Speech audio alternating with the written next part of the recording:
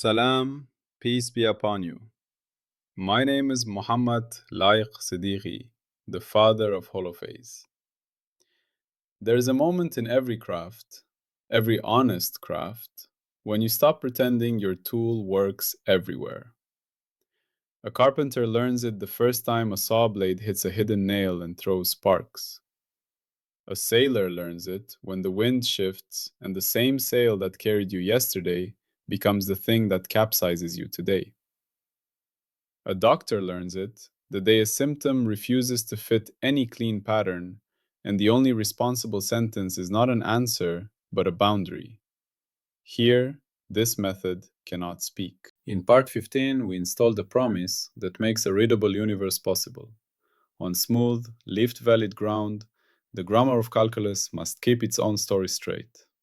Mixed derivatives commute. The change of the change closes to zero. If you take two tiny roots to ask the same local question, you don't get two incompatible answers. That promise is not a decoration. It is what makes public meaning possible. Without it, the world is not merely mysterious, it is linguistically unsafe. You could not build a shared sentence, only a private impression. But now we must do the grown-up thing that most theories postpone or hide. We must admit that smooth, lift-valid ground is not the whole world. It is a domain inside the world. And if we refuse to mark that domain, we will start calling our own grammar tiers new phenomena. We will confuse edge artifacts for structure. We will invent new nouns to explain what was actually a broken verb. So part 16 is the discipline of where language lives. Imagine you are holding a map of a city. A good map does something humble and powerful at the same time. It shows streets where you can drive, paths where you can walk, rivers you cannot cross without a bridge, and buildings you cannot pass through at all. It does not draw streets through stone walls and then blame the driver when the car crashes.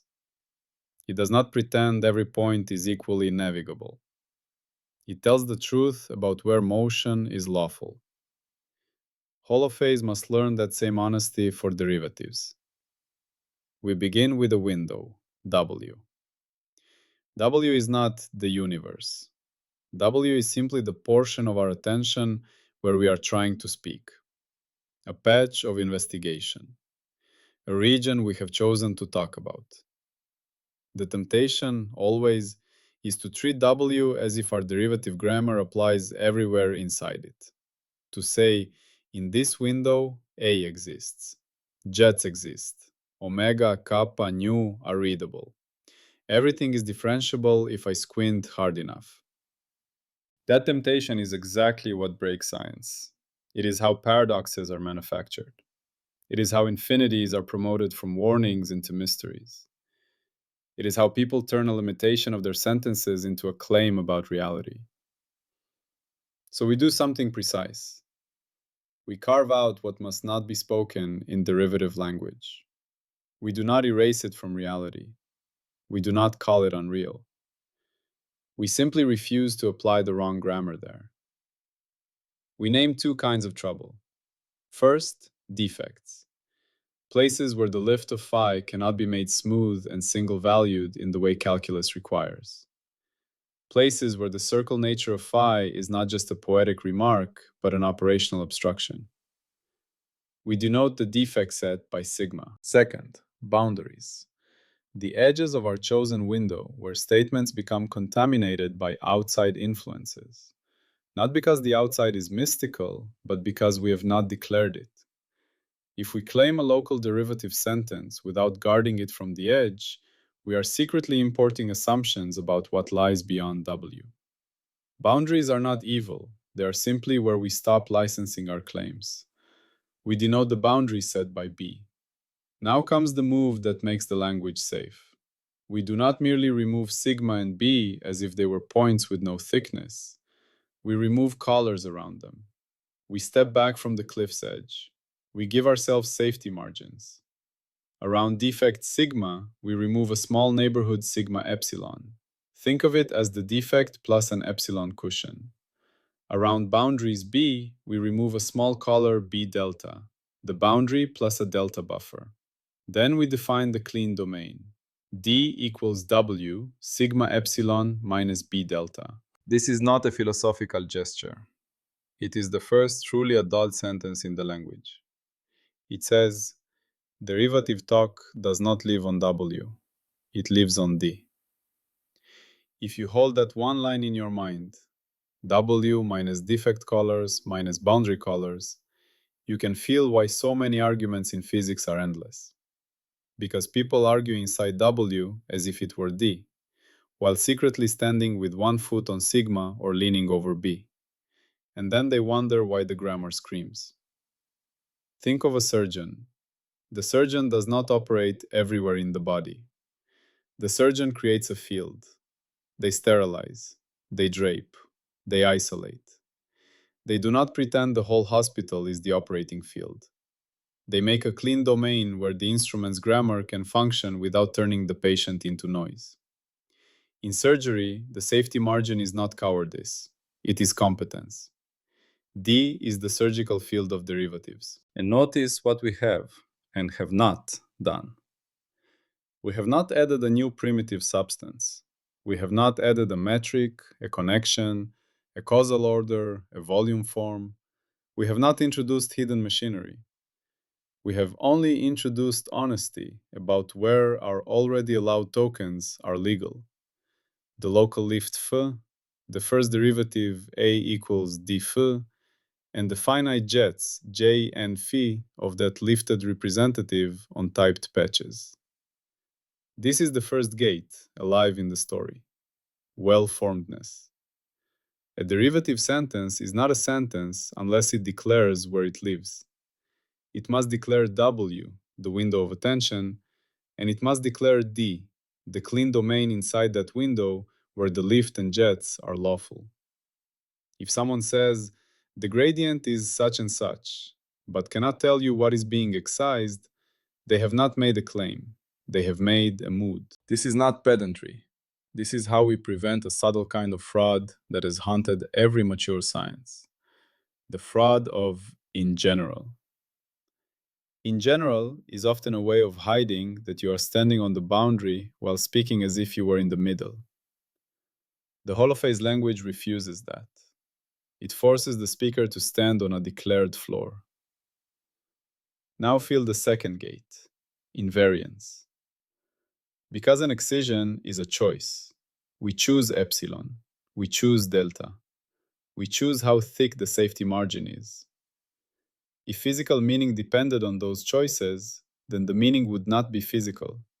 It would be an artifact of our bookkeeping. So we impose a discipline. Invariance must not change under admissible deformations of these colors, as long as we do not cross a genuine obstruction. This is one of the most beautiful principles in the entire language, and it is also one of the easiest to violate if you are not careful. Picture a lake. The shoreline is not a line in the world. It is a fuzzy region where water and land negotiate. If two maps draw the shoreline slightly differently, the lake remains the lake. A reasonable measurement of the lake should not swing wildly because one cartographer included an extra meter of mud. If it does, the measurement is not measuring the lake. It is measuring the cartographer. In the same way, if a holophase invariant changes, just because you nudged your excision color without crossing any true defect, you didn't find an invariant. You found a dependence on your own drawing. And the language treats that as a failure, not a discovery. So the rule is simple in spirit. Move the colors a little. The semantic content must remain. Deform sigma epsilon and B delta in any way that stays within the same obstruction class. Your invariants must survive. If they do not, the sentence was not anchored in phi structure. It was anchored in your convenience. This is how the language cleans itself. It washes off arbitrary choices. Now feel the third gate, domain honesty. Outside D, derivative tokens are not defined. That is not an insult to reality. It is a fact about the grammar we have licensed. A is defined as D. So if you cannot choose a smooth lift phi on a region, you cannot talk about A there as a smooth object. And if you cannot talk about A, you cannot talk about omega, kappa, nu as its readouts. Not because time, space, and motion disappear, but because your ability to read them from A has become unlicensed. This is the difference between existence and readability. A book can exist in a dark room, but the sentence on page 10 is not readable there. If you pretend it is readable and you start reporting words you see in the dark, you will create an entire mythology of phantom letters. The book is real, your reading is not. So the language is strict. Omega, kappa, nu are readouts of A, and A is the derivative of a lift, and the lift is local. Therefore, the triaco is always there in principle, but it is only legally speakable as omega, kappa, nu, where the lift-based derivative grammar is licensed, inside D. This does something subtle. It turns many mysteries into maps. When someone reports that the derivatives misbehave near a certain locus, the language does not jump to new physics. It asks, are you inside D? Did you accidentally speak across sigma? Are you leaning into B? Did you forget the color? The first response to apparent failure is not invention. It is domain checking. This is not skepticism for its own sake. It is how you protect the minimal ontology. And now the fourth gate, the non-encodability challenge. This is where holophase becomes almost ethical. Whenever a theory breaks at sigma, human habit is to add a new primitive, a new field, a new substance, a new extra term to patch the hole. Sometimes this is necessary, but most of the time it is an emotional response. The refusal to admit that your sentence did not live where you said it lived. Holophase refuses that reflex. If someone says, because the field fails at sigma, we must add a new primitive, the language responds, no. First, acknowledge that you have left D. A failure at sigma is not automatically new ontology. It is a domain change. If you still want a new primitive, you must prove non-encodability. Prove that what you are trying to say cannot be expressed as a relation among allowed PS0 tokens, phi, lifts, jets on D, and topological invariants anchored by excision. This is not dogmatism. It is a burden of proof. If you want a new noun, you must show that the old alphabet cannot spell the sentence. You can feel the power of this rule in everyday life. When a plan fails at the edges, the immature move is to invent a new story about the world. The mature move is to check the boundary conditions. When a relationship breaks at a specific trigger, the immature move is to declare a new identity for the person. They are fundamentally this or that. The mature move is to recognize a domain boundary. Here, the current grammar of communication breaks, we need a different protocol. Excision is not denial. It is the map of where the current language can speak. Now we can say, in one breath, what part 16 installs. Derivative sentences live on D, not W. But we still need to feel what that means, not just recite it. Let's walk through a few scenes where D saves the day. You are at the sea, watching waves. You decide to describe the surface shape with a smooth function. Far from rocks, far from sudden gusts, the surface is gentle enough that your derivatives make sense. Your A is readable, your jets are stable.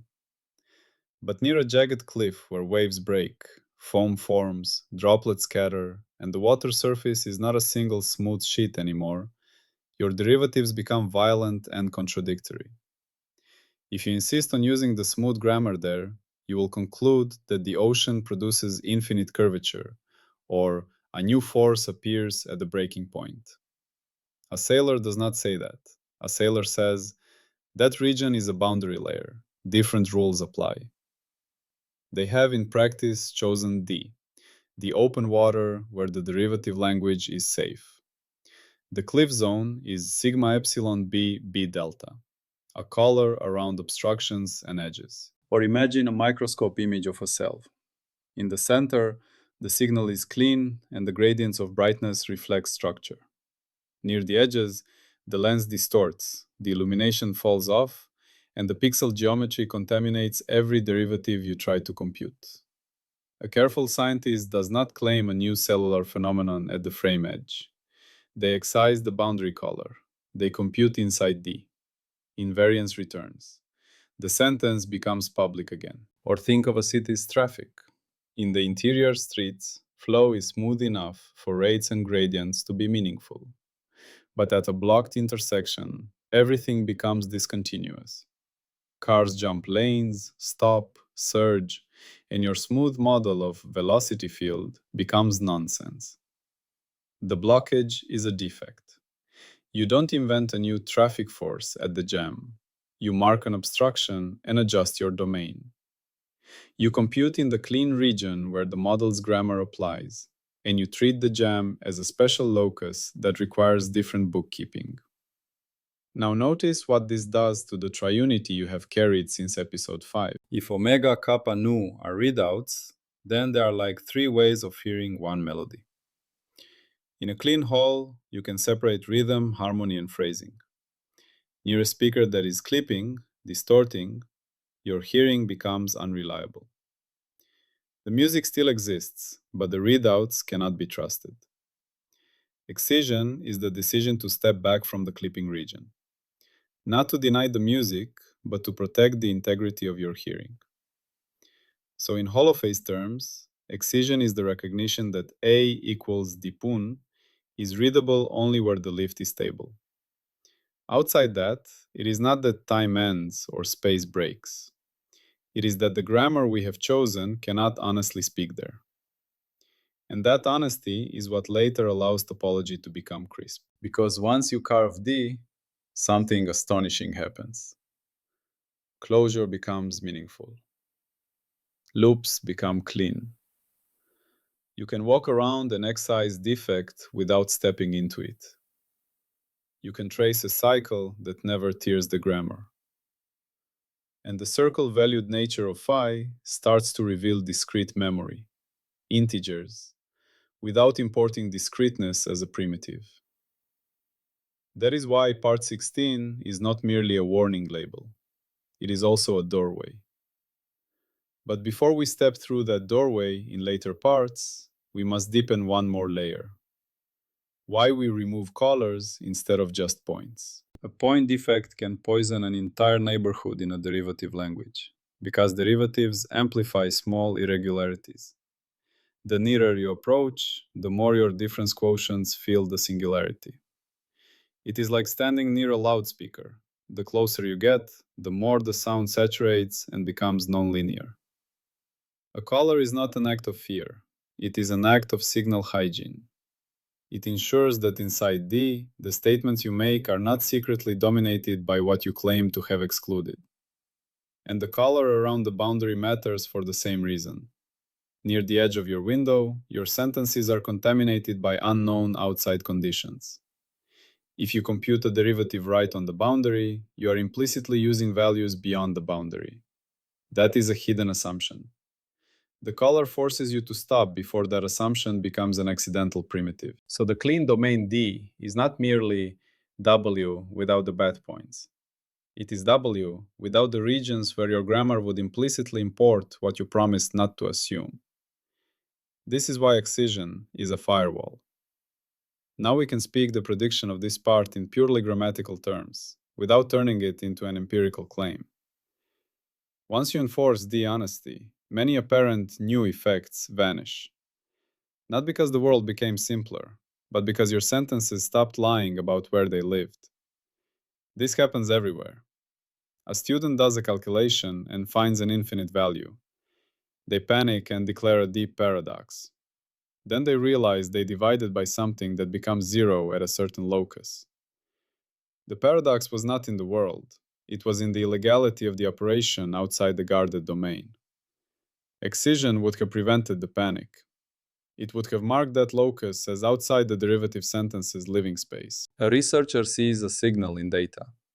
It disappears when they remove the edge bins or exclude the noisy detector region. The effect was a boundary artifact. Again, W was not D. A theorist writes an elegant equation and pushes it into a region where its assumptions fail. The equation screams. The theorist calls the scream new physics. Excision says, first, stop. Identify sigma and B. Declare D. Only then speak. And the falsifier, the way this part can fail at the level of language, is equally crisp. If someone can show a true invariant, something that is supposed to depend only on the abstraction class, changing solely because the colors sigma epsilon or B delta were redrawn without crossing any genuine abstraction, then our notion of semantic invariance is broken.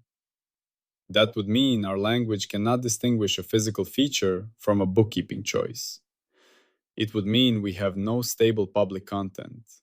It would be the collapse of the very idea of meaning survives redescription. So the pressure is strong. True invariants must survive color nudging. If they don't, they were never invariants. They were hand-drawn decorations. Now let's make the heart of the part emotionally tangible. Because this discipline is not just technical, it is a way of respecting reality. There are two styles of mind when encountering the places where language fails. One style is impatient. It hates silence. It hates boundaries. It wants a sentence everywhere. If it cannot speak, it will invent speech. It will call the invention deep. It will call the confusion mystery. The other style is disciplined. It treats silence as a form of truth. It says, I will not let my desire for completeness corrupt my grammar. It would rather speak fewer sentences that are lawful than many sentences that are seductive and false. This is not pessimism. It is the only way to build a shared world. Holophase is built by the second style. When the language says A is undefined outside D, it is not shrinking, it is sharpening. It is creating a clean space where statements can accumulate without rot. It is making sure that the next layer, topological memory, winding, holonomy, will not be a hallucination, but a consequence. And this is also where the earlier principle about energy becomes quietly relevant without turning into a new primitive. If energy is a tally, then any energy report is only as honest as the domain over which the tally is defined. If you tally across an undefined region, your number is not a physical report, it is a bookkeeping mistake. Excision protects tallies too. It says, do not sum what you cannot legally read. So by now, the picture should be clear in your mind, almost visual. You have a window W, like a sheet of land you intend to survey. On that land, there are sinkholes, defect sigma, where the ground is not stable for your instruments. Along the edges, there are cliffs, boundaries B, where your map ends and the world continues unannounced. You mark safety rings around the sinkholes, sigma epsilon. You mark buffer bands along the edges, B delta. What remains is D, the solid, declared ground where your survey tools are lawful. Inside D, you can speak derivatives without tearing the language. Outside D, you don't pretend. You either speak a different grammar or you keep silent. This is the central sentence to carry forward. A claim without its living domain is not a claim. And now, because we have done this, something almost paradoxical becomes possible. The moment you stop pretending your language is everywhere, you become able to say things that are exact. In the parts ahead, we will use D to draw closed loops that do not touch the excised regions. We will discover that the circle nature of phi forces integer winding when a loop closes. We will see holonomy as loop memory that cannot be erased by smooth deformations. We will meet defects not as new objects smuggled in, but as obstructions made visible by the very act of excision. The discrete will emerge not as an added assumption, but as the arithmetic of closure. But none of that is safe unless this part is installed first. If you do not know where derivative language lives, then when you later talk about winding and holonomy, you will not know whether you are measuring a true topological fact or just a boundary mistake. So let part 16 seal the discipline in you, the way a good compass seals direction in a traveler. We do not speak in general. We speak on D. We do not worship continuity so much that we force it through defects. We keep continuity where it is licensed, and we let discontinuity teach us where the world's obstructions live. We do not patch failure by adding nouns. We first ask whether we violated grammar by leaving the lawful domain. And we do not fear excision. We respect it as the condition of meaning. There is a deep peace in this, because it transforms the frightening places where equations blow up into something calmer and more informative. A blow-up is not a supernatural event. It is often a signpost. You have crossed out of D. Your sentence no longer lives here. The signpost is not an enemy. It is the map speaking. So the final image I want you to carry is simple. A clean field, D, cut out from a larger window, W. Not cut out to hide reality, but cut out to protect the honesty of what we can say. Inside that field, the tri-echo is readable. A exists as D. Finite jets have meaning. Integrability has a home. And because all of that has a home, loops can become crisp, and crisp loops can become integers. We are not losing the world by excising. We are gaining a language that can finally keep its promises. And that is why the next step is inevitable. Once you have a clean domain, you can walk a closed path without tearing your grammar. And closure is where the circle begins to count. That is where we go next. Always, peace be upon you.